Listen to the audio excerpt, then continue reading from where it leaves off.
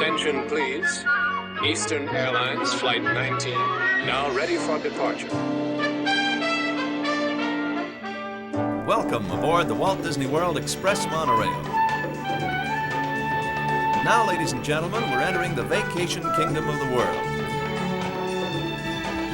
There's enough land here to hold all the ideas and plans we could possibly imagine.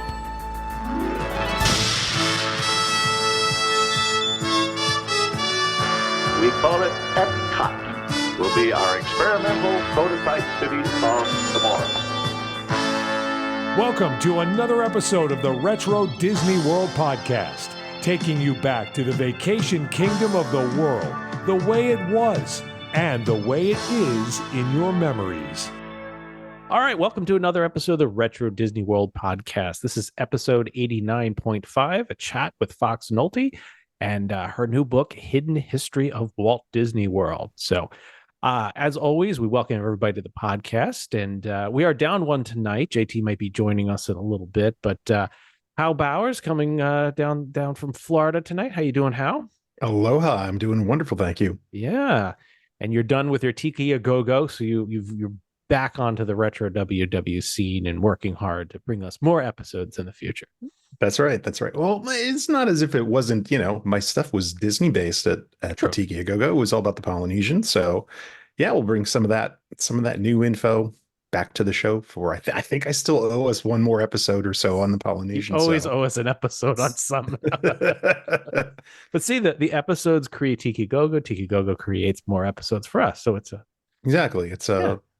symbiotic relationship. Oh, symbiosis. There was only a movie to explain that, but that would be great. That would be really good. And coming in from the city of brotherly love, Mr. Brian P. Miles, how are you doing tonight?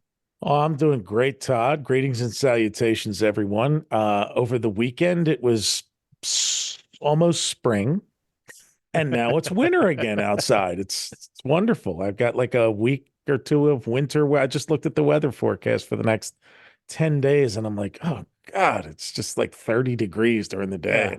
Haha, fooled you. Not spring yet. So Puxatawny Phil was not accurate in his early spring. I don't know that taking your cues from an animal is really the best method of weather forecasting. You'd have just as much luck if you were trying to put the staff of Ra in the right place in the Well of Souls to predict. So what you're saying is Allie the alligator down in Florida is really not helping them. Yeah, there's a million of them now, right? Like it's the same reason I never listened to Willard Scott. Exactly. What's he know? He only knows when somebody turns 100. He doesn't know. Or where to get the best Smucker's jam, right? Smucker's, it's how sweet it is. Smucker's. That's right there. But yes, apologies tonight if I'm a little raspy. I was at my nephew's state championship hockey game yesterday, which he won and scored a goal in. So and awesome. In the process, it being 3 games in 3 days by yesterday afternoon, this is not from St. Patrick's Day revelry. This is from me hollering constant instructions that no doubt pushed them to victory on the ice. There we go. You did it, Ryan. You did it. Well, and joining us in this episode, as we said earlier, is Foxx Nolte. Foxx, welcome to the show. We have talked to you so many times. We've exchanged emails and photos, and we've been reading Passport to Dreams Old and New. And so welcome to the show. It's great to have you on. Thank you. I finally emerged from my hole. You've made it. You've made it.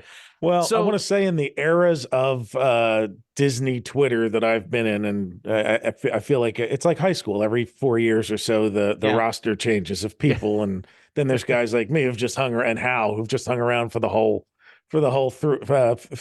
4 cycles of classes. But in the early years, Foxx was like the Atlas Obscura of Disney Twitter. I mean, there was just little things here and there, and she'd pop up with a brochure or a picture of something and explain what it was, and you'd leave the day knowing more. Oh, absolutely. Too. Absolutely. I was always excited when your new blog post came out because I was like, oh my gosh, I've got something to read. And it was like, yes. And it really, a lot of your posts really rang true with me because it was those little obscure, little minute details that 99.9% of the population would overlook, but people like people like us would just gravitate towards it and try to get as much information as they could. There's no question there is no one from the historian fan side that knows more about the Lake Buena Vista shopping village and that's me. I mean, she's the reason anybody knows anything about it because Pretty it was much. all the Yeah. work you did, Yep. pulling it together and then putting it on those nice web pages that we still constantly refer to at Past Yeah, Winter that's true. Dreams. I have a little crown that I can wear 24/7 that says Queen of Lake Buena Vista. Yes. There you go. There you go. Were you anointed over at the captain's tower when that was up? They said, "Here's your crown." I don't think so. I don't think so because I know that. I mean, I was there for the sort of death flotilla of Captain Jack. So I think that Oh was yes. probably the I think that was probably the key Lake Buena Vista sort of historical event that I was on hand to document. Because unfortunately, by the time I started doing the research, there was nothing, and that's why I started doing the research. Is because I remembered going there as a kid, and I couldn't figure out where I was. Like I couldn't think of it and be like, oh, that was what's now downtown Disney. Right. Because that information was not online, and that's why I had to write the story. Yep. And that's why I know there was a pottery store, and from how we know the bakery had great pies, and all because Central Chalet. Yep. I just didn't remember. I mean, I went there. My parents loved it, but I just didn't. You're a little kid. You don't remember the Yeah. pottery store. How has a memory of the pies? I have a memory of the candle shop and them taking the hot knives and carving the candles and pulling them the sides of them down, and they were all colored. And I was just completely mesmerized by that. That was what, 1980, I think, 1981. I remembered the dirigible ship in the character store. Oh yeah, Oh, that was yeah, yeah. awesome. And sort of like the vibe there. It always confused me because I could never figure out where it was. It's because where it was called something different and didn't exist anymore. Yeah, you would think it would have been inside of the port of call because of the roof, but it wasn't. It was in that toy shop. So yeah. And then not even the toy shop. Not It wasn't Toys Fantastique. It was the character shop. So, but man, that was a nice piece of like Disney-ish stuff. Mhm. Like it was such a high-end place, but every once in a while there were like real touches of that Disney whimsy. And that particular piece was really one of them. The department that did that was an individual department inside Walt Disney World that just did those store displays with very simple animations, and they were the people who did the Emporium windows. Once upon a time when Disney actually changed Emporium windows. Right. And that's why all of that stuff kind of feels the same way. They're the ones who did all the wonderful displays for Epcot Center and the great animated figures that were in the Polynesian Village. And I guess that department just got dissolved at some point in the 90s because, we can't have good things. So that's probably the same ones that were over at Port Orleans. It was Dixie Landings before. Yeah, still there. Shot. Yeah, still there. Is it the animated still there? Last time I was there, everyone was still there, and Goofy was actually still moving, although he was making horrible sounds every time. I was there last month, and they are all still there, and some still move. So. Nice, nice. We'll send down a can of grease. Keep Goofy's arm lubed up. He might need some Tommy John surgery. Who knows? So, Fox. Well, before we get into the book, because we're here to talk about a hidden history of Walt Disney World, which is your new book. I think it's where we kind of jumped a little ahead here, but we'd love to hear, a quick story of what gravitated you to the history of Walt Disney World. All of our listeners, and you've heard our stories ad nauseum over the years. But whenever we, have somebody new on the show, we want to hear a little bit about what got you into it, what gravitated you towards the obscure side of it, and also the detail of it. And then we can talk a little bit about how you got into writing your first book, Boundless Realms. Mm-hmm. It was odd. A lot of it was just down to the fact that I couldn't find the information myself. And at that point in time, it was relatively easy and affordable to go to the Orlando Public Library. They had their Disney depository.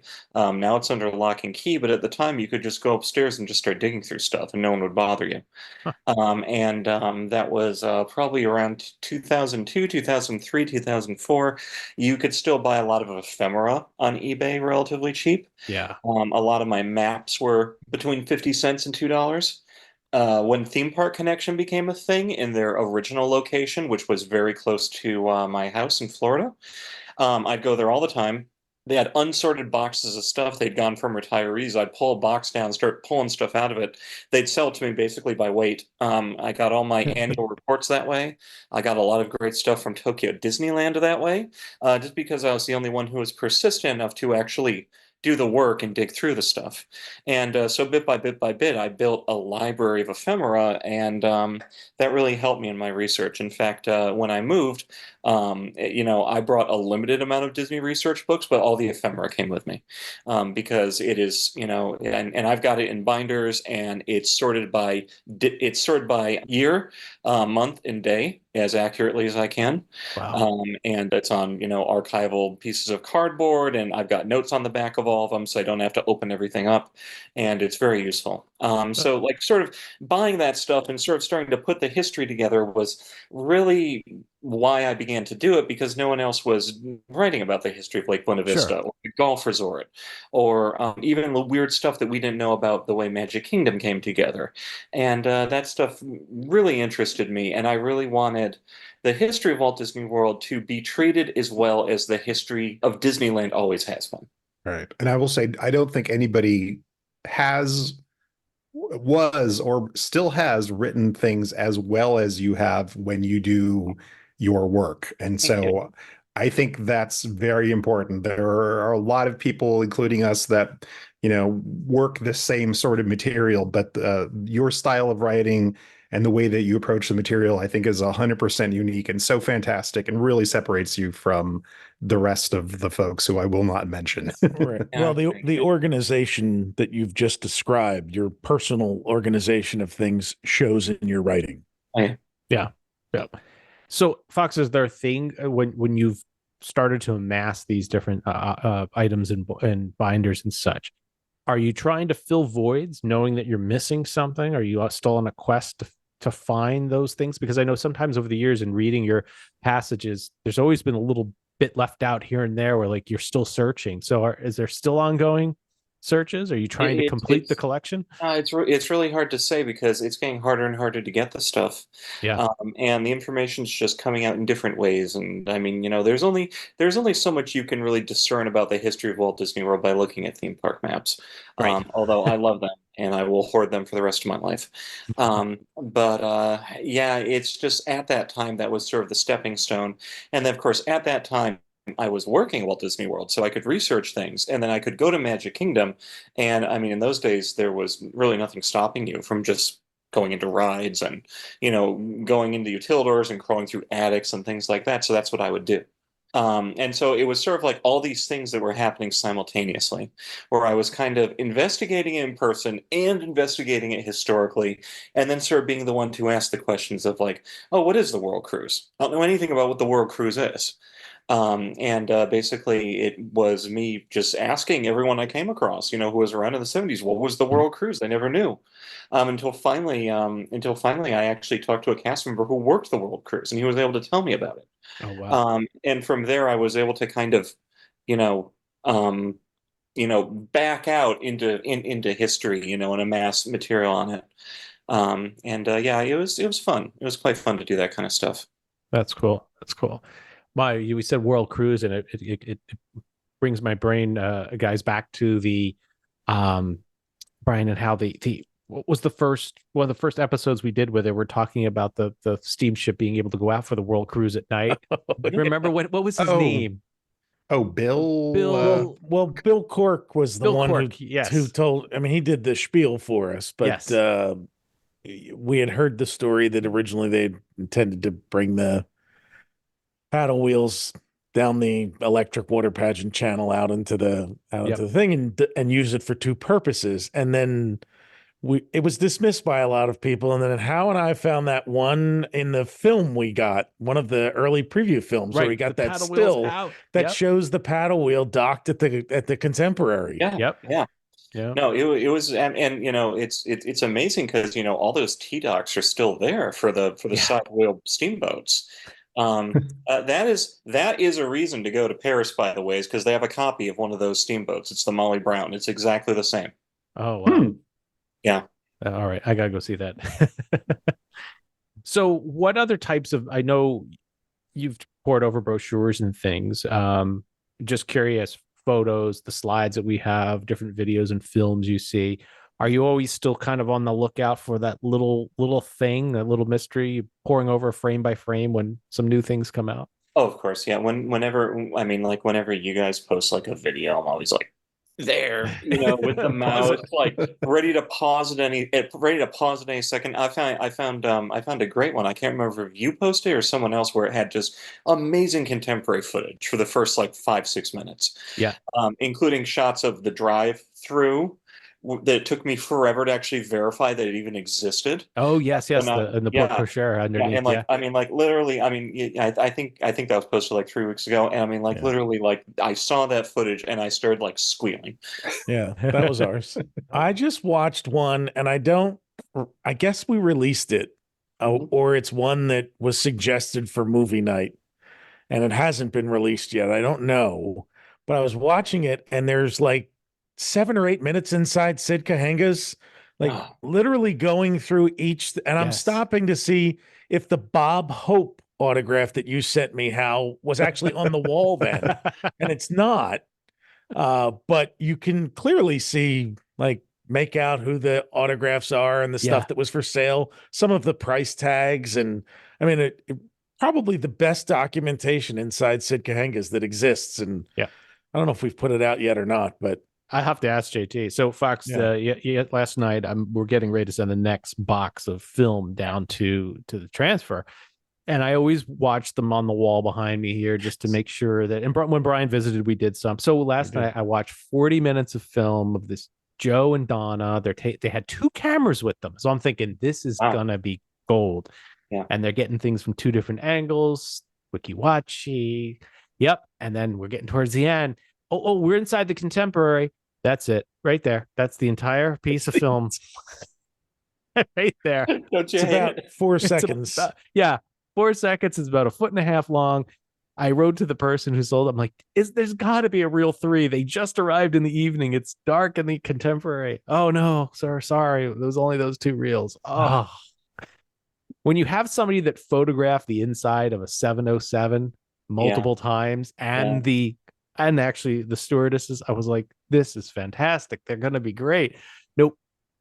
Yeah, it's like the one you guys put up, where like clearly the person like actually knew how to shoot on film, like they weren't an amateur photographer. Yes. And there's all this astonishing night footage from like 1973, and like I was freaking out watching it. Yeah, it's amazing. It's amazing. There's more to come. I think we're still backlogged 150. So the library, we're opening the library doors. JT pushed another one out today. Oh yeah, that's right. 1973 out today, right? I think.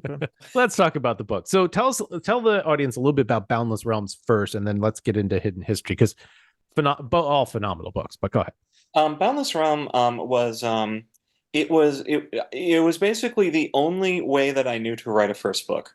At a certain point, I began realizing that I'd written so much on the blog that I really had the equivalent of like 3 or 4 books written, and I just needed to start writing a book. And basically, I was in a position where I got fired. I didn't have anything to do. And I basically just sat down and I began writing what turned into Boundless Realm. And I actually started with the chapter on the load area, because I thought was the part of the ride I had the least to talk about. And so I figured if I could force myself through the load area, I could probably write the rest of the ride. And originally it was going to be sort of like a kind of snarky, like, remembrance of the time that I worked there.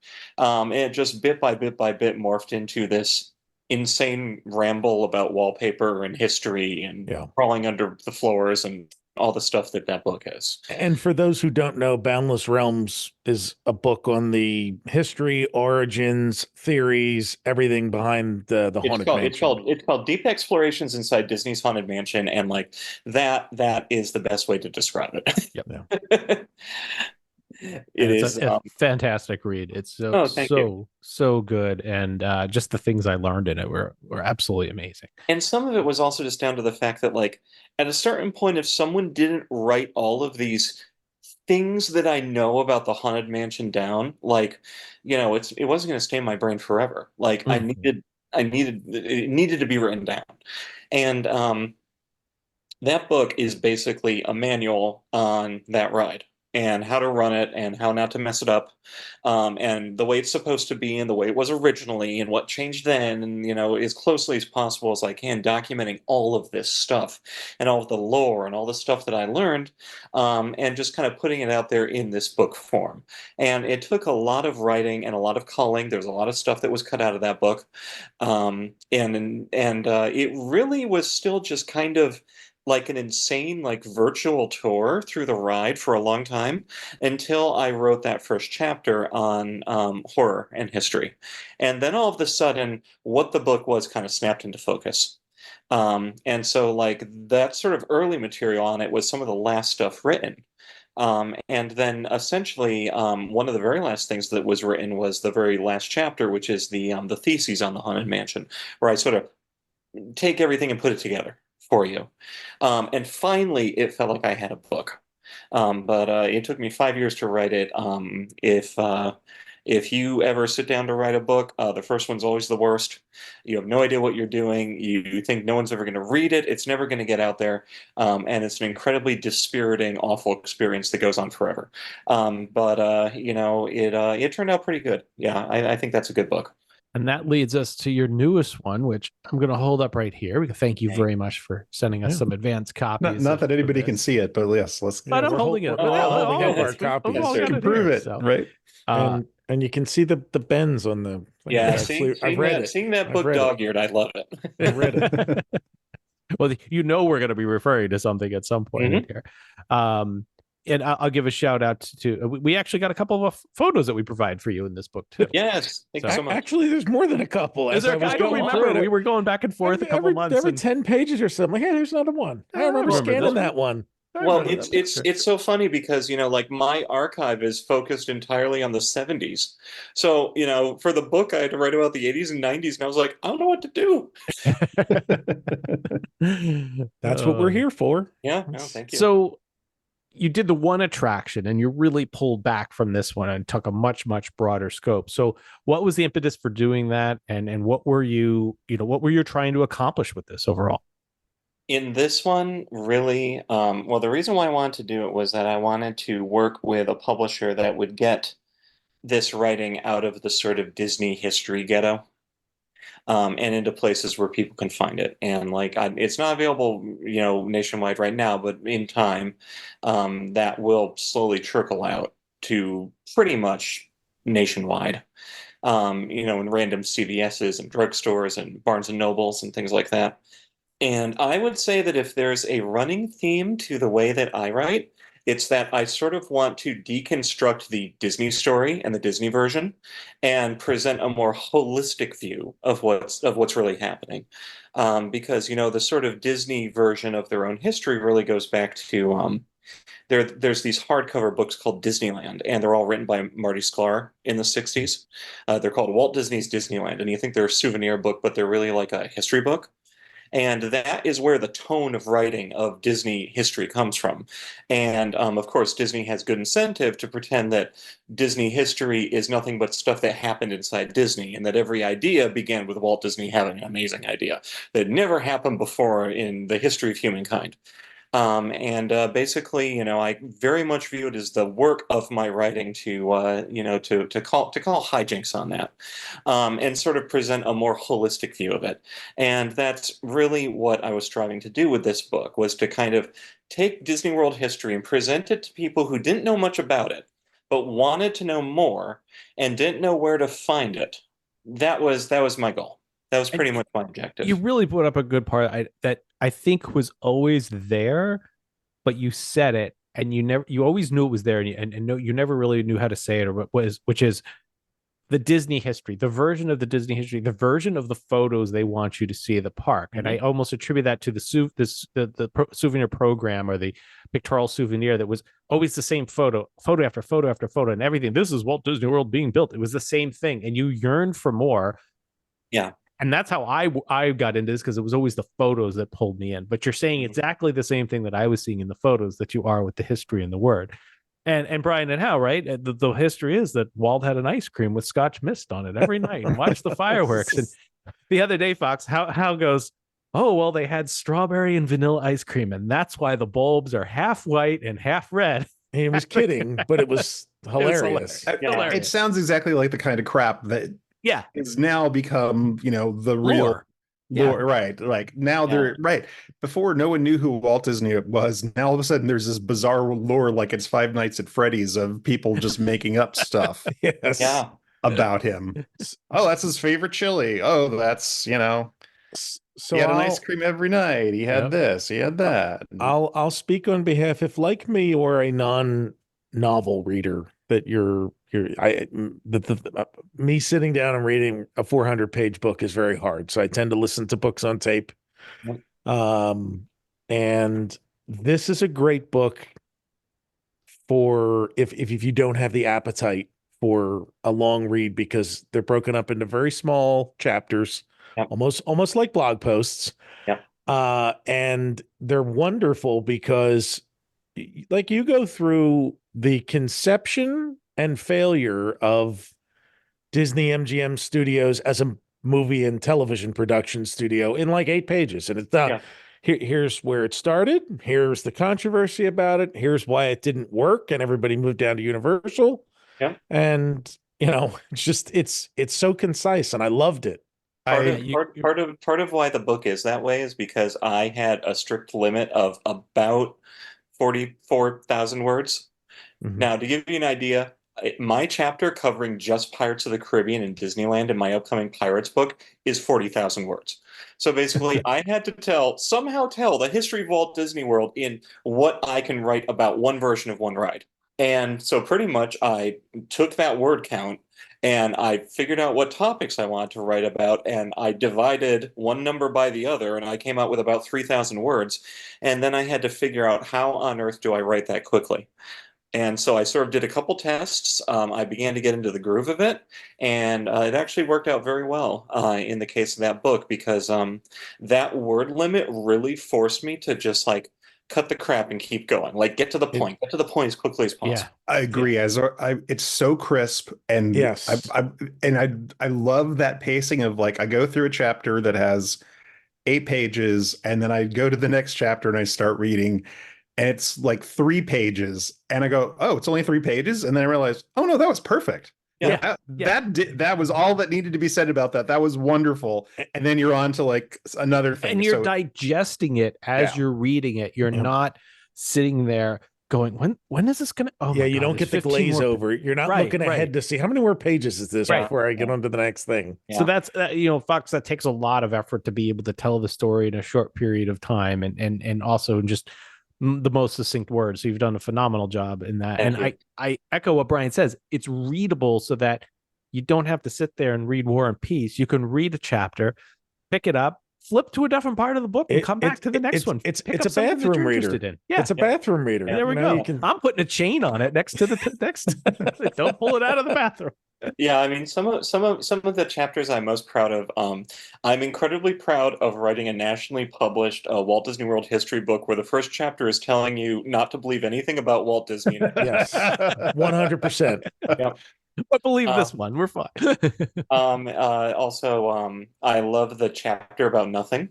Yeah, I like that one too. Yeah, I'm very, very proud of that one. I'm very proud of the way that, because I love being able to write something that approaches a point from like the back door, so that you come to the point and you don't know you've arrived at it. I like the history of the shooting galleries was really interesting, and how they're 80-year history before coming into Walt Disney World, and the switch to.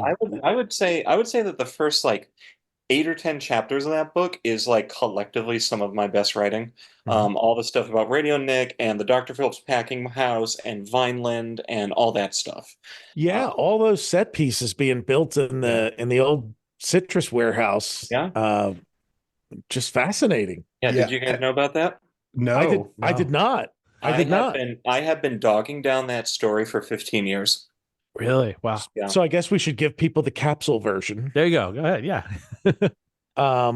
When they started working on the park and people were hunting for the construction site, and let me see what they're doing. They had bought this or rented. Was it rented or was it on their property? I don't know. I'm pretty certain that they rented it from Minute Maid.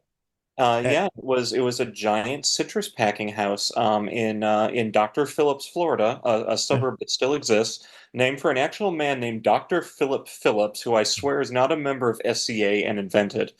Um, Nor was he a doctor, right? That he surprised wasn't even a me. doctor.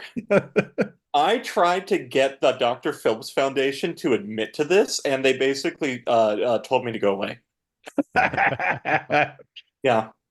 Yeah, because I began emailing them and being like, "Do you have any information on the packing house?" And they sent me like a few photos, and then I was like, "No, no, no, I need more information on the packing house." And they basically were like, "You can go away." yeah. So they rented this defunct packing house, Mhm. cleared it out, and that was where they built set pieces for the rides and things that were going in the park. And so it Some was out of public view. And some complexities that I'm willing to go into here that I did not that really didn't want to get into the chapter. I'm pretty sure that most of the construction actually took place in the metal fertilizer building behind the packing house. okay. And you can tell because the packing house has very distinctive windows, and the fertilizer shed had very different distinctive windows. And if you look at the picture of the guy painting the leaves that's published in that book, it's the windows that you also see behind. You might have seen that photo of Roy in an unknown location with carousel horses. I think it's that shed. Okay. Oh, wow. And I mean, like, it's weird because, like, I can tell through historical aerial photos that the packing house was still standing in 69 and probably in 1970. But, like, I don't know if it was torn down before the shed, and then it seems as if the shed remained for a certain amount of time. And it seems as if people thought that was the original packing house, and then that was torn down. And then, weirdly, the moniker of Dr. Phillips Packing House moved up the street to a desolate lumber mill. Yeah, so like I don't know if you guys read the footnotes, but like this is the problem with researching the history of a town where everyone's a transplant. Like no one Yeah. knows. Yeah. All No one right. knows. No one knows. It's all pieced together. So, I loved the chapter about I can't remember the name of it now. The big Florida thing that they were going to build that Florida Mystery Center? Funhouse Florida. took over. Yeah, yeah, yeah. Because I was a Mystery Funhouse devotee Hmm. for years. And as I started to get into that chapter and I saw the name Major Realty, I was like, this is not the reason it's called Major Boulevard, is it? And then when we got to that, I was like, oh my God, all the years I have driven on that road, I always wondered, like, oh, I wonder why it's Major Boulevard. And I, there was I, the I, answer right there. it was a little hard to make room for that chapter, but it was very important for me to keep alive the idea in the book that maybe all of this wasn't a good thing for Orlando. Maybe there was a real downside to all of this, and the Major Realty Florida Center story, I believe, is probably the reason why Disney did not go through with vacation sales of Lake Buena Vista Villas, is because that whole project imploded. And then, of course, like a beautiful haiku, Universal comes in and buys the property. So what was once going to be a city of the future besides Disney City of the Future turned into another theme park. Yeah. And I just love that. I just love the circularity of that. Oh, so good. So good. Yeah.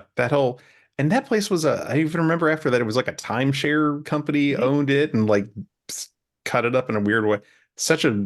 All this little stuff is like all the old Orlando that I remember. And Yeah. it's great I love that whole front half because that reminded me of when I first started going in the 70s and we'd visit my sister and go like that was the Orlando that I recall. Yeah. I love this short chapter on Vineland and basically the guy selling 40 acres and a mule through the newspaper to unsuspecting people throughout the country to, hey, come down here and send me your $250 and you get 10 acres and 2 buildable lots. Uh and now I drove past the Publix on Darrell Carter Parkway Now frequently you know. because I was staying at the Sheridan. Now I Yeah. have to stop in the parking lot and pay my respects to 2 Yeah. Civil War veterans who are Yeah. buried in the postage stamp Vineland cemetery that survived. It's totally worth driving into what's left of Vineland on those little weird roads like 8th and 6th and 7th because it's so weird. You can tell that it's supposed to be a city street, but it just awkwardly dead ends, and they've like put up like barricades to make it feel more like cul-de-sacs. It's so weird. And I had gone twice now. In fact, on my last trip, I took a friend that was with me in to show him where the Disney cottages were on Bay Hill, Yeah. and showed him Roy's house and the other houses that were there. I did not know about the U.S. Steel Cottage, which is odd because the presidential history thing is my thing. And in all the books I've read on the 1976 election, I missed the FTC or the SEC, slapping U.S. Steel's hands for letting Gerald Ford use the cottage. When I began to find that detail, interestingly enough, that was a passing reference in Reality Land that clued me into that. Okay. Where Koenig just sort of casually says, the story about the first 4 rooms being brought up somewhere, and turned into a cottage. And I mean, like, I dug through newspapers for 3 months trying to find that information. And then once I had the information, and the only thing that I knew was that it was alongside the 16th hole. So then I had to go into property appraiser records to work my way backwards to find the address.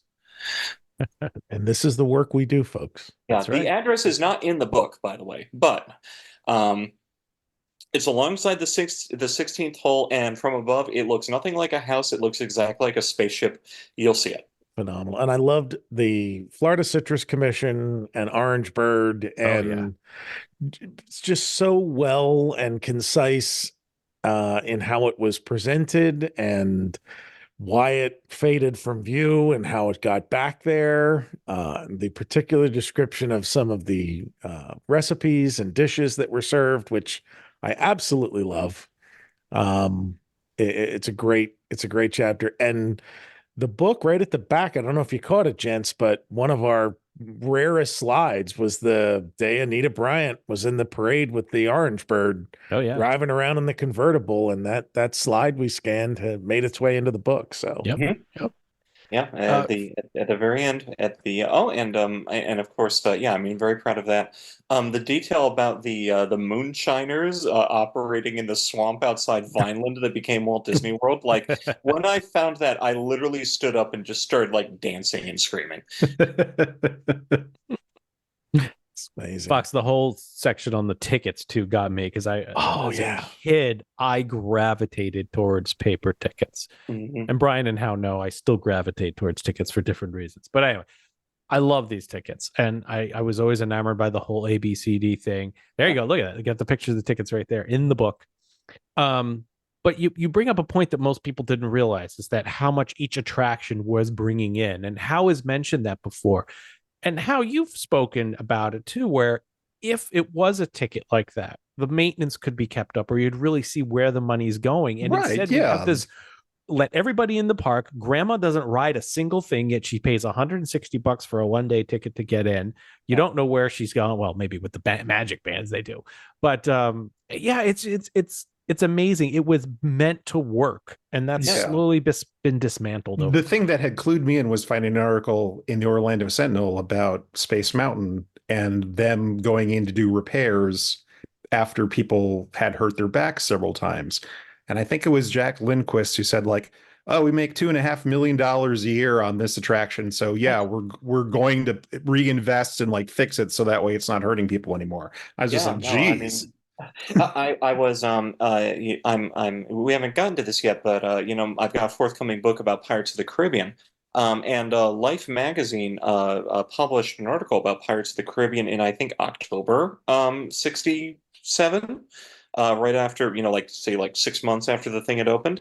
And according to that article, that attraction was selling like 500,000 tickets a month.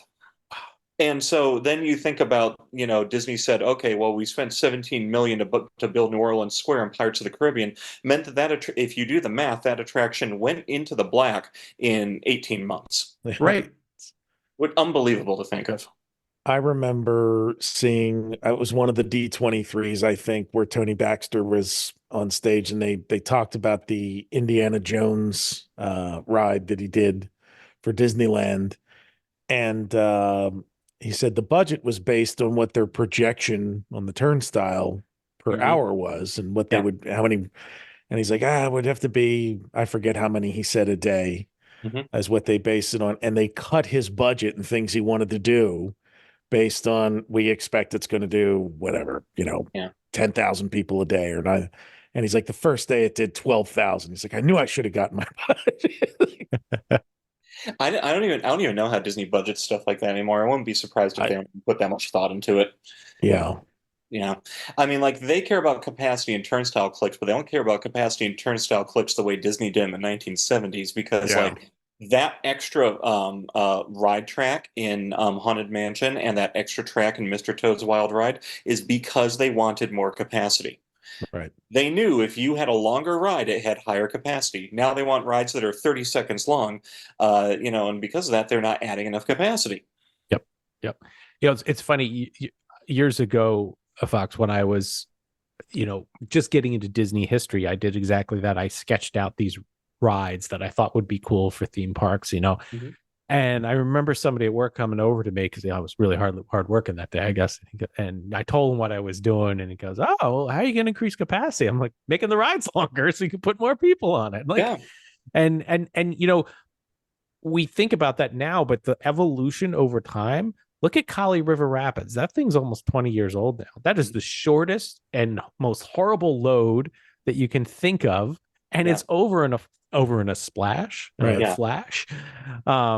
It's like, so it's been a progression, and you're right. Now you've got Guardians. It's oh my god, it's so long. It's 2.5 minutes. Like, okay, but.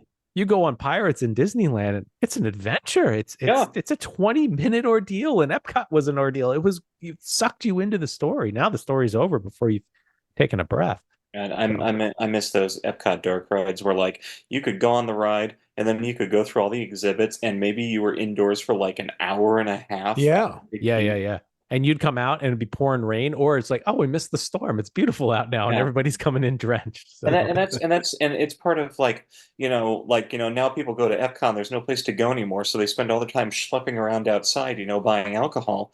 And it's like, oh god, like, it was so different back when you had these giant rides that you could spend forever inside. Yeah. And then you'd leave Universe of Energy, and Communicore was right there. You could hop right over to it and spend like 2-3 hours inside. Yeah, you only need your poncho for about 20 seconds between. It's so well done in the book, because I think there's only 3 or 4 chapters that deal with Epcot, and 2 of them are before it was built or as it was getting built. But you so well capture what the flaw with 1982 Epcot was by the time 1994 rolled around, and why it had to die. Yeah. Even though we didn't want it to. Yeah. In terms of the market conditions down there and what was happening outside its gates and their target audience and where people spent their money. But you do it so respectfully, and we have Epcot purists tend to sound like jihadists. Yeah. To people who don't understand or share the view.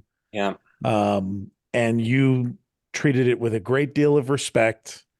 And anybody reading this comes away in a short period of time understanding, I can see, there were problems here that they needed to address. And but they didn't need to address them that way. And I mean, it really is like, and it's unfortunate because I have to go through the whole Epcot story in one big chunk, and then I go through the MGM story, but really they're combined, where, essentially it was, Disney sort of trying to push Universal out of Orlando, so they force this park into existence, which forces Universal to make a better park, which then starts eating into Disney's mind share and I mean, let's not even say profit share, but now all of a sudden Disney was losing a day, and that day was Epcot. So then, of course, it forced them to reinvest in Epcot, which they didn't want to do in the first place.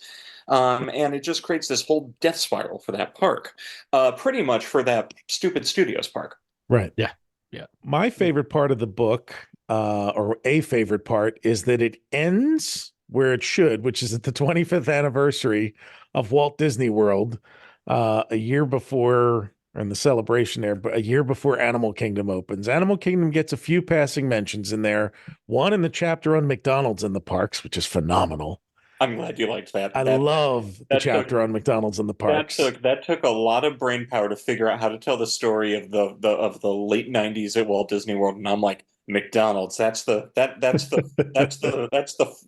thread I'm going to follow. And then in two sentences, the lightsaber right into Darth Maul's abdomen on Animal Kingdom, just talking about once the park was built, it didn't take people away from Busch Gardens. It didn't keep people there longer. And it's costs a fortune to keep that park going. Yeah. And just sucked money out of the other parks. Well, I mean, like, again, it's a real thing where, I was sort of thinking of from the conception of, okay, this is going to be read theoretically by people who have only been to Disney World and they only know what they've seen. And that's why I was able to sort of go to it and say, well, how do I write about Epcot? I can't tell them to go ride Journey into Imagination. I can't spend an entire chapter talking about Horizons. It's not there anymore.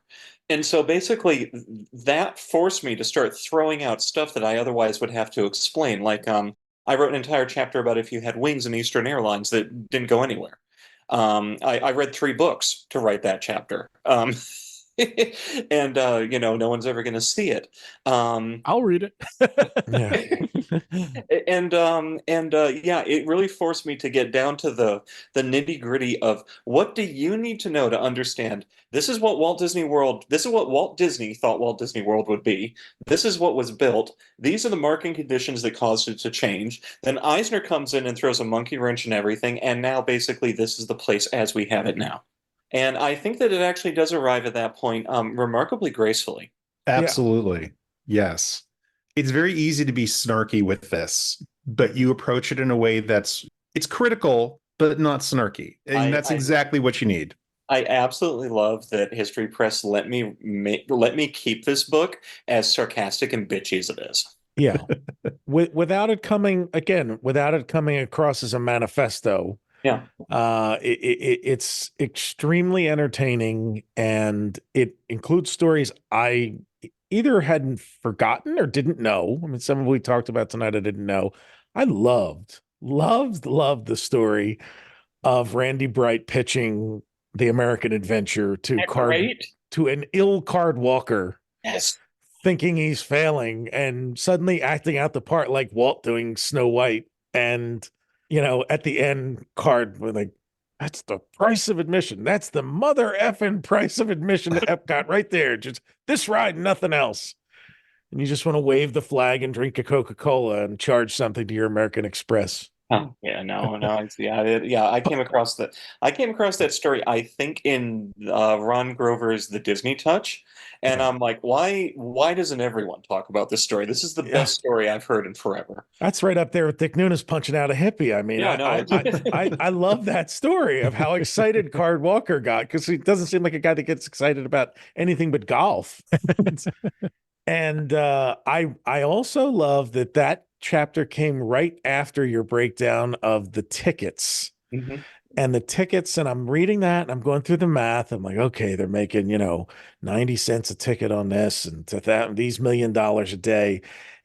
And remembering that before they signed the deal with American Express, that resort for the first 12 years was all cash. Yeah. They accepted no credit cards. Mm-hmm. So every one of those ticket books, everything was paid for with cash or by check. And just the amount of cash that they must have handled on a daily basis at, the hotels and resorts and everything was just mind-blowing.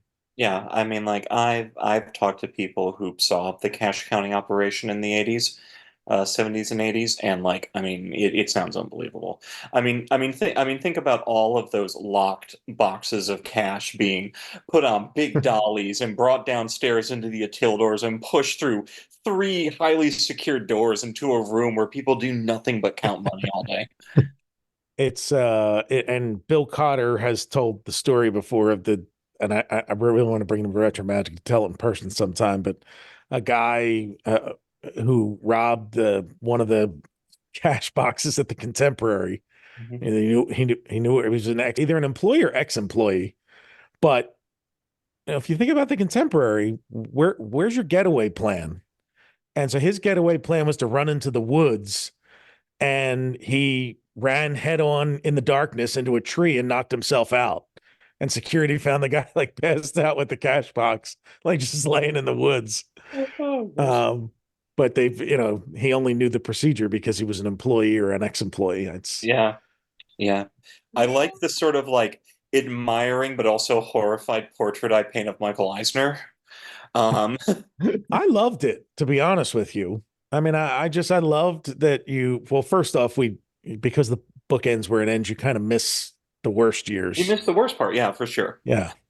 But I just loved the enthusiasm and the quote that you pulled about the swan and dolphin being if you what was it, something if you put an architect on hallucinogens, yes, and told them to design a hotel that they would want if they were 12 years old.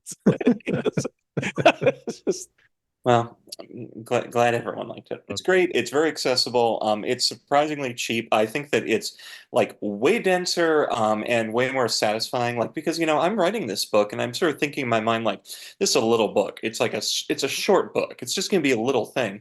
And then they actually send me the copies and I'm holding in my hand. I'm like, this is a monster. This thing's huge and like it always looks smaller on digital form, right? Yeah. So. I do have a question about the Orange Bird's split open orange mobile. I did not know this existed. I am pleased that I was able to put together a way more accurate version of the sort of Florida citrus growers. Story. I mean, it literally was like I month by month by month read the citrus industry column in the Orlando Sentinel for the equivalent of like 25 years. I also want to know more about these McDonald's that had the simulator rides in them. I know, right? That's crazy. That was just if you look up McThriller, you can find like a couple of grainy like photos from like 1996. It's the McThriller. I love that it's called McThriller. It's like Michael Jackson and McDonald's got together on a bad promotion. All right, so Foxx, before we wrap up, I know you are working on another book. You hinted at it a little earlier, so tell us a little bit about this. Is it going to be kind of like Boundless Realms is to Haunted Mansion, as this new titled book is to Pirates of the Caribbean? Yes, I have. I've written a book. It's done. Called awesome. It's done. Yes. No, because after I finished writing Boundless Realm, I actually even before Boundless Realm was finished being published, I started writing this Pirates book, and spent about 2.5 years doing it, and I actually mostly finished the Pirates book, and that's when I signed up to do the Hidden History book. So in writer sequence, Hidden History is the third book, but I'm saving this book for a summation of what I can do. It's called I'm calling it Scoundrels, Villains, and Knaves: Disneyland, Pirates of the Caribbean, and Popular Culture. And it is very much what Boundless Realm was, but Pirates of the Caribbean. I cover every version of Pirates of the Caribbean, but there's more. I also cover all of the cultural history leading up to Pirates of the Caribbean, starting with actual real pirates, through pirate literature, pirate films, pirate novels, into Hollywood, Disney's Treasure Island, Pirates of the Caribbean at Disneyland, Pirates of the Caribbean at Walt Disney World, Pirates of the Caribbean Tokyo, Pirates of the Caribbean Paris, and then every piece of media for the rest of the 20th century, basically until the present day, that was influenced by those attractions. Wow. It is 300 years of popular history. I'm very proud of this book. I think it's very interesting, and I think that if Boundless Realm changed the way that you think about the Haunted Mansion in Florida, this will change the way that you think about not just Pirates of the Caribbean, but the entire cultural notion of pirates. Oh, wow. Cool.